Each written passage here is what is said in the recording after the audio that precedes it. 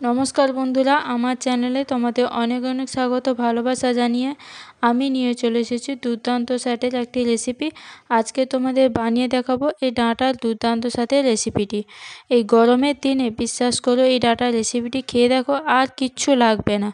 तो किभाबे बानाच्छि प्रथम थेके शेष अब्दि भिडियोटी देखते होबे आर अति अवश्यई आमार संगे थाकते होबे। तो चलो प्रथमे देखिए दिচ্ছি एखाने एई डाँटाटाके भालोभाबे छाड़िये नियेछि आर एखाने नियेछि लम्बा করে কেটে নিয়েছি আলুটাকে। এবার আমি এগুলোকে গরম জলের মধ্যে সেদ্ধ করে নেব। তাই কড়াইতে জল বসিয়ে এগুলোকে দিয়ে পরিমাণ মতো লবণ দিয়ে ভালোভাবে সেদ্ধ করে নিচ্ছি। তো এখানে নিয়েছি পোস্ত, কিছুটা অনেকটা পরিমাণ লাগবে হচ্ছে পোস্ত। এই পোস্তটাকে আমি বেটে নেব প্রথমে। তো দেখো এখানে আলু আর সোনা ডাঁটাগুলো ভালোভাবে সেদ্ধ হয়ে গেছে। এবার আমি নামিয়ে জল ছড়িয়ে নেব। কড়াইতে দিয়ে দেবো বেশ অনেকটা পরিমাণ সর্ষের তেল দিয়ে এবার দিয়ে দেবো কুচনো পেঁয়াজ বেশ অনেকটা পরিমাণ, এক বাটি মতো, ছোটো বাটির এক বাটি মতো কুচনো পেঁয়াজটা আমি নিয়েছি। পেঁয়াজের ভাগটা কিন্তু একটু বেশি পরিমাণ থাকবে। তো দিয়ে এবার পরিমাণ মতো লবণ দিয়ে পেঁয়াজটাকে হালকা করে ভেজে নেব।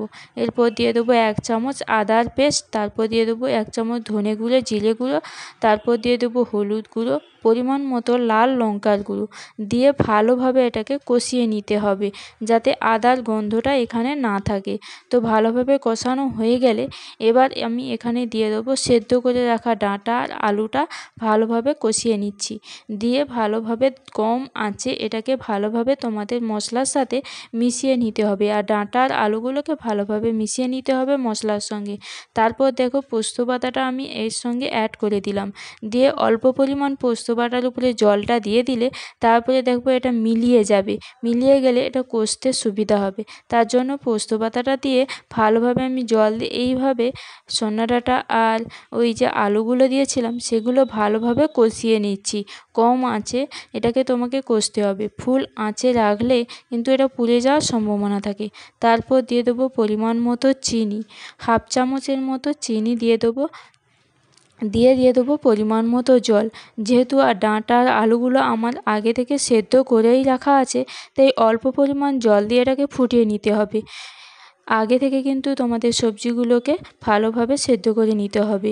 এই কম আঁচে তোমাদের ভালোভাবে ফুটিয়ে এটাকে নামিয়ে নিতে হবে। না হলে কম আঁচে ফুটিয়ে নামালে তাহলে পোস্তর গন্ধটা থাকবে। বেশি জল দিয়ে ফোটালে পোস্তর গন্ধটা থাকবে না।